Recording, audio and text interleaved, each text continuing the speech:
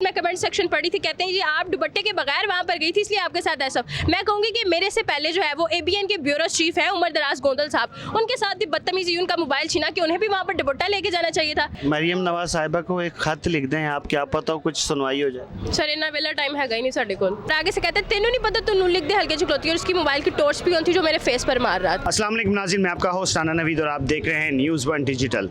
हमारे साथ हमारी ये एक बहन मौजूद है जो कि ख़ुद पेशे से एंकर है और अपनी जिम्मेदारियां पूरी करती रहती है, कभी किसी जगह कभी किसी जगह कभी किसी जगह, ना गर्मी देखती है ना सर्दी देखती है। PMLN के जलसे के अंदर ये गई और इनके साथ जो भी कुछ हुआ वो पूरी दुनिया ने देखा। ऐसा क्यों हुआ है, इसके पीछे के असबाब क्या हैं, आखिर रीज़न क्या बनी है, हम घिसे पिटे सवाल नहीं करना चाहते, बस मुख्तसर सा ये अपनी बहन से पूछना चाहते हैं कि असल में हुआ क्या है। अस्सलाम वालेकुम। जी वालेकुम सलाम। कैसी हैं आप? मैं ठीक ठाक है, वन आप बताएं। हम तो बिल्कुल ठीक ठाक हैं और बहुत अफसोस के साथ ये कहना पड़ता है कि जब हम किसी एंकर से ये सवाल करते हैं कि जब आप अपनी जिम्मेदारियां पूरी कर रहे होते हैं और आपके साथ ये सब कुछ होता है, क्या हुआ था, कैसे हुआ था ये सब कुछ। असल आप तो प्रोग्राम करने गई थी तो वहाँ पर लड़ क्यों पड़ी? लड़ी मैं नहीं थी, वहाँ पर इस चीज़ पे उकसाया गया था। जब आप किसी भी लड़की को बैड टच करे या फिर उसको गाली दे, उसकी जो है वो सहाफ़त पे उंगली उठाए, आप जो है वो किसी सियासी जमात के पीछे खड़े हो और आप सिर्फ सवाल का आपको जवाब नहीं आता, मेरे सवाल का जवाब आप नहीं दे पाते तो आप बदतमीज़ी करते हैं, बैड टच करते हैं, गाली देते हैं और आगे से आप कहते हैं, धमकी लगाते हैं कि तेनू नहीं पता, तू नून लीग दे हल्के चुखलौती। मतलब आप कहना क्या चाहते हैं कि आप नून लीग के हल्के में खड़ी हैं, मतलब एक नून लीग की बदमाश है। मैं वहाँ पर किसी पार्टी की साइड लेने नहीं गई थी, मैं ना तो किसी की मुखालफत में गई थी और ना ही किसी के हक में गई थी। तो ये बहुत ही ज़्यादा गलत हुआ। मैं कहती हूँ कि अभी तक किसी ने भी एक्शन नहीं लिया, नून लीग की तरफ जो है वो बाला कायदीन जो है वो उनकी तरफ से कोई एक्शन नहीं लिया गया। इसका मतलब ये कि उनकी इमाम पर होता रहा ये सब कुछ नहीं। ऐसी कौन सी ऐसी रीज़न आ गई, मेरी तो समझ से बाहर है कि देखिए आप वहाँ पे गई, आपने जाके प्रोग्राम शुरू किया और उसके बाद उन्होंने बैड टच शुरू कर दिया, उन्होंने बैड लैंग्वेज शुरू कर दी, हत्ता कि उन्होंने आपको गालम गलोच भी किए है, आपको घसीटने की कोशिश भी की गई है। तो ऐसा क्यों, ये सब कुछ क्या ऐसी नौबत आई, क्या सवाल किया था? देखिए अगर आप भी वहाँ पर जाते, आई डोंट नो आप वहाँ पर गए या नहीं, तो आप भी वही सवाल करते जो मैंने किए थे कि आज आप लोग जो है वो इस नून लीग के जलसे में मौजूद हैं। मरियम नवाज साहिबा ने भी खिताब किया, क्या कहेंगे आप उस खिताब के बारे में? नवाज शरीफ साहब वापस आ रहे हैं 4 साल के बाद, आप क्या समझते हैं वो आकर महंगाई की शरह को कम करेंगे या फिर नहीं करेंगे? ये वो सवाल थे जो मैं उनसे कर रही थी। फिर वहाँ पर एक सवाल उन्होंने मुझे कहा कि जी आप बताइए, आप हमसे इतने सवाल कर रही हैं, आपके इमरान खान ने क्या किया है? मैंने वहाँ पर कोई जवाब नहीं दिया। कहते कि जी आपके इमरान खान के जलसों में जो आवाम है वो लड़कियाँ ख़वातीन मेकअप करके आती हैं और डांस करती हैं। वहाँ पर मैं उन्हें ये कह सकती थी कि आपकी मरियम नवाज़ जो है वो बगैर मेकअप के नहीं आती। यहाँ पर जितनी नून लीग की लीडर्स यहाँ पर आई हैं वो बगैर मेकअप के नहीं आती। उनको कैसे पता लगा कि इमरान खान आपका है? क्या यही तो देखें, मैंने क्यों उसको इलेबोरेट किया आपके, तो फिर मैंने कह दिया, मैंने कहा आपके मियाँ साहब ने क्या किया। अगर आप मुझे मेरा इमरान खान कह रहे हैं, हालांकि मैंने वहाँ पर तो इमरान खान का नाम ही नहीं लिया, उन्होंने लिया ना, जब मेरे सवालों का जवाब नहीं उन्हें आया तो मैंने कहा आपके मियाँ साहब ने क्या किया। हमारे मियाँ साहब ने मोटरवे बनाई, हमारे मियाँ साहब ने ओरिजिनल ट्रेन बनाई, इस तरह के जवाब उन्होंने देने शुरू कर दिए। मैंने कहा अच्छा चले ठीक है, मुझे ये बताएं कि मोटरवे किसने बनाई? कहते हैं नवाज शरीफ साहब ने। मैंने कहा मुबारक हो, आपकी मोटरवे गिरवी है, ठीक है। पीछे वाले बंदे को तप चढ़ गई, ठीक है, उसने कहा मेरी तरफ माइक करे, मैंने उसकी तरफ माइक किया तो उसने गाली दी इमरान खान को बाकायदा। और वहाँ पर भी मैंने जो है वो कोई रद्द-ए-अमल नहीं दिया क्योंकि मैं नून लीग के जलसे में खड़ी थी, क्योंकि मैं इमरान खान के रिलेटेड कोई बात नहीं करना चाहती थी। वहाँ पर मैं उनकी कारकर्दगी के रिलेटेड बात करना चाहती। मैंने कहा अच्छा चले ठीक है। वहाँ पर सिर्फ एक बंदा था जिससे मैं बात कर रही, लेकिन आहिस्ता आहिस्ता वो पूरा ग्रोह बन गया। मतलब 15-20 लोग आहिस्ता आहिस्ता जमा होना शुरू हो गए, 15-20 लोग हो गए। फिर सब चाहते थे कि मैं उनसे बात करूँ, एक की तरफ माइक किया, उसने जी मैं बात करूँगा, मैं इसका जवाब दूंगा। फिर सवालात का सिलसिला ऐसा शुरू हो गया कि उन्हें जवाब ना आए और पीछे खड़े उसने जो पीछे से आवाज़ें आने लगी, तू PTI को पैसे लेते ने, कितने पैसे लेते ने, कितने पैसे लिए, आपने PTI से पैसे लिए हैं, तू PTI को पैसे, मतलब इस तरह की आवाज़ें पीछे से आना शुरू हो गई। आपको ये सब चीज़ें समझ आ रही थी कि अब ये सारे के सारे जो है ना वो ये शोर शराबे पे आ गए हैं, और जब आपको ये भी पता था कि अब ये गुंडागर्दी पे उतर आएंगे, तो आपने वहाँ से जाने का रास्ता क्यों नहीं ढूंढा? जी मैंने जाने का रास्ता ढूंढा और मैंने बहुत कोशिश की कि मैं उसको रैप अप कर दूँ, उसको वाइंड अप कर दूँ, लेकिन ऐसा नहीं हो सका। जब तक को मैं रैप अप करने लगी थी तब तक को जो है वो उसने मुझे गाली दी और कहा, और मैंने उसको कहा, मेरे ऊपर लपका जैसे मुझे मारने लगा है, वीडियो में साफ आप देख सकते हैं। तो मैंने उसकी तरफ मतलब अपना डिफेंड करते हुए लाइक बाजू को ऐसे कर दिया और डिफेंड करते हुए कहा कि मैंने आपका मुंह तोड़ देना है। वहाँ पर भी मैंने आपका इस्तेमाल किया। ये भी रिकॉर्ड हुआ है? जी रिकॉर्ड हुआ है ये। और आगे से कहते हैं तेनू नहीं पता, तू नून लिख दे हल्के चुकलौती, और उसकी मोबाइल की टॉर्च भी ऑन थी जो मेरे फेस पर मार रहा था। ठीक है, मैं आगे आई हूँ कि वाइंड अप कर दूँ, मैं आगे चल के आई हूँ, पूरा ग्रो मेरे पीछे चलना शुरू हो गया। नहीं, ये तेनू नहीं नाज़रीन, तेनू नहीं पता कि तू नून लीक दे जलसे से खलोती हैं। इसका जवाब तो मैं आपसे ही लेना चाहूँगा कि ऐसा क्या है कि नून लीग के जलसे में आप अपनी हक की आवाज़ नहीं उठा सकते? आपने नहीं ये सवाल किया कि क्या होगा अगर मैं नून लीग के जलसे में बैठी हुई हूँ? देखिए उसके बाद मुझ में इतनी हिम्मत ही नहीं बची कि मैं सवाल कर पाती। बैड टच किया गया मुझे एक दफ़ा नहीं कई दफ़ा, और मैंने वहाँ से निकलने की कोशिश की, मेरे पीछे आ गए उस तब भी जो है वो मेरी टीम का एक बंदा आ गया, उसने फटाफट से जो है वो उनको साइड पे किया गया, जी ये आप क्या कर रहे हैं, बदतमीज़ी है ये। वहाँ पर उनका कोई भी ऐसा बंदा नहीं था, चौधरी वहाँ पर ऐसा कोई मौजूद नहीं था कि जो इस मामले को रोक सकता? मैंने वीडियो में कहा है कि सब बेगैरत है, इसलिए कहा क्योंकि उनमें से किसी में भी गैरत नहीं थी। जहाँ पर ग्रोह जमा होता है उनमें से कुछ मुखालिफिन होते हैं तो कुछ बचाने वाले भी होते हैं। क्या आप समझती हैं कि कौम की बेटी मरियम नवाज़ इस मामले में कभी आपके हक में कुछ बोलेंगे? वैसे तो वो वुमेन एम्पावरमेंट की बात करती है, ह्यूमन राइट्स की बात करती है। मैं अब उनसे सवाल करूंगी कि कहाँ है आपके वो जो सारे आप ये GCU में भी आ रही हैं बयान देने के लिए और वहाँ पर स्टूडेंट्स को लंबा लेक्चर देंगी, उससे पहले यहाँ पर नजरें दौड़ी, सैकड़ों लोगों ने उन्हें जो है वो, आप जानते हैं ट्विटर पर कितनी ये वीडियो वायरल गई है, सब ने मरियम नवाज़ को जो है वो वहाँ पर टैग किया, मरियम औरंगज़ेब को भी किया और मरियम नवाज़ को भी किया है। तो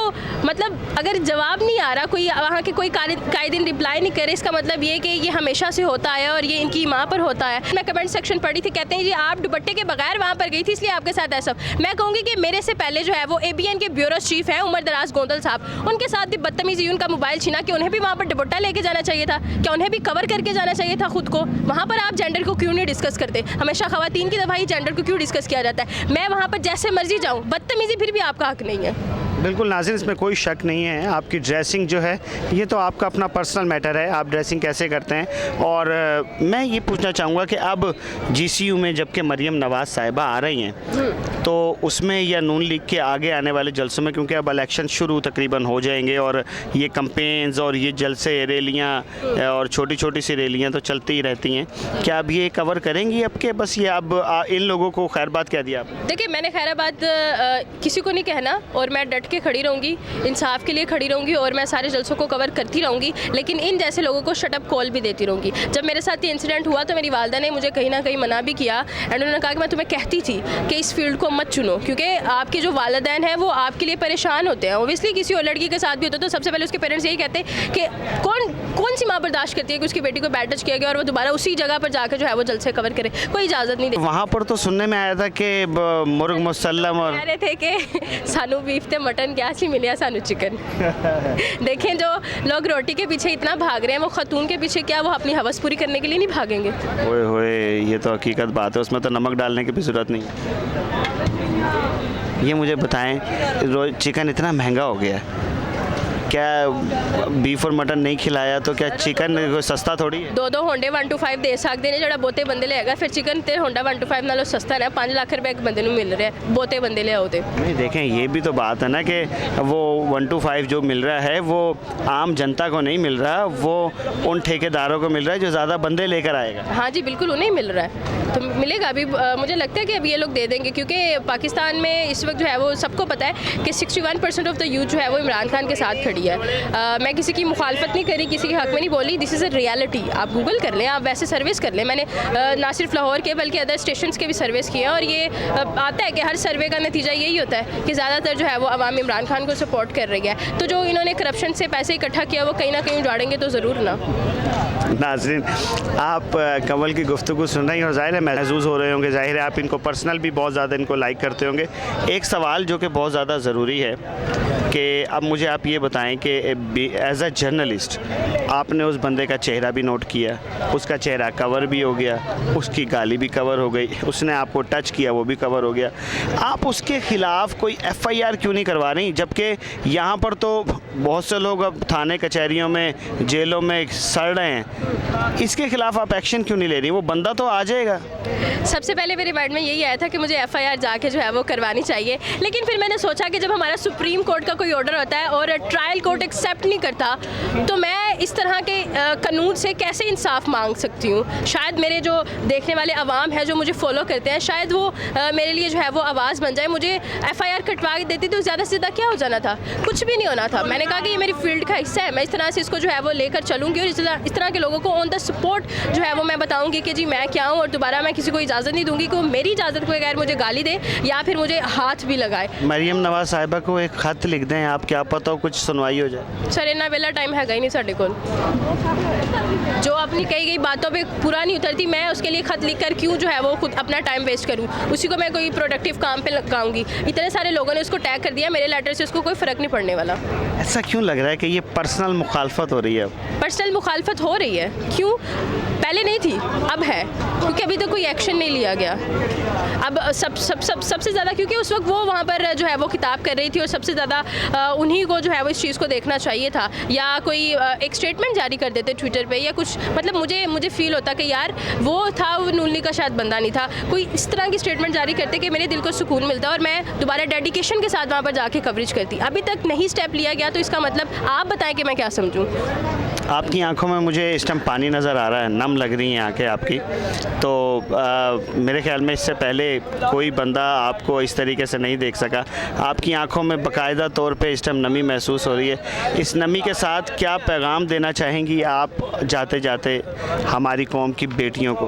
देखिए मेरा पैगाम यही है कि आप जिस रास्ते पे निकल पड़ी हैं और आप ये समझती हैं कि आप सही राह पर हैं, आप सिराते मुस्तकीम पर हैं, तो अपने पेरेंट्स का भी आप ट्रस्ट जीत सकती हैं। आप दुनिया को छोड़ दें, सबसे बड़ा जो है वो जिसने आपको सपोर्ट करना है वो आपके पेरेंट्स हैं। मेरे बाबा नहीं है, मामा है, वो मुझे सपोर्ट करती हैं। तो अगर वो उनका मैंने यकीन हासिल कर लिया है तो दुनिया में कोई ऐसा बंदा नहीं जो मुझे मेरे काम से रोक सके। ना ही पाकिस्तान का ये जो सो कॉल्ड सिस्टम चल रहा है वो, ना ही कोई और चीज़ रोक सकती है। जिस तरह जो सच्ची बात है, हकीकत की बात है, क्योंकि सहाफ़त नबियों का पेशा है और मैं उसको अपनी पूरी सच्चाई के साथ जो है वो कवर करती रहूँगी। इस तरह के जितने कुत्ते बिल्ले आएंगे उनको शटअप कॉल मैं दे दूँगी।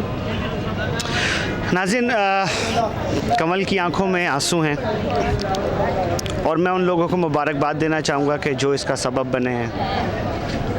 मैं उन इदारों को भी कहना चाहूँगा कि कौम की बेटी की आंखों में आंसू आ चुके हैं, वो आज इधर बैठ के रो भी रही है, अपने दिल को बड़ी मजबूती से थामे हुए है, लेकिन आँखों में जो पानी है वो छलक रहा है, किसी भी वक्त गिर सकता है। लेकिन खैर मैं यही कहना चाहूँगा कि खुदारा ये कौम की बेटियां हैं, यही हमारा असासा हैं, इन्हीं की इज़्ज़त गैरत के लिए हम कत्ल व गारत कर देते हैं। इन्हें वैसे पामाल ना करें। इनको इस नहज पे जब आप लेके आते हैं तो तमाशा हमारे मुल्क का बनता है, तमाशा हमारा बनता है। मैं और ज़्यादा कुछ नहीं कहना चाहूँगा, बस यही कहना चाहूँगा कि कंवल को इंसाफ मिलना चाहिए। वो इंसान तो सबके सामने है जो कि सब कुछ कर रहा है, तो प्लीज़ उसके ख़िलाफ़ कुछ तो कार्रवाई करके हमारे दिलों को थोड़ी सी तो ठंडक पहुँचा दें कि हम ये कह सकें कि इस मुल्क में कानून नाम की कोई चीज़ है। अपने मेज़बान राना नवीद को इजाज़त दीजिए, इस उम्मीद के साथ कि आप अपना बहुत सारा ख्याल रखेंगे। अल्लाह हाफ़िज़।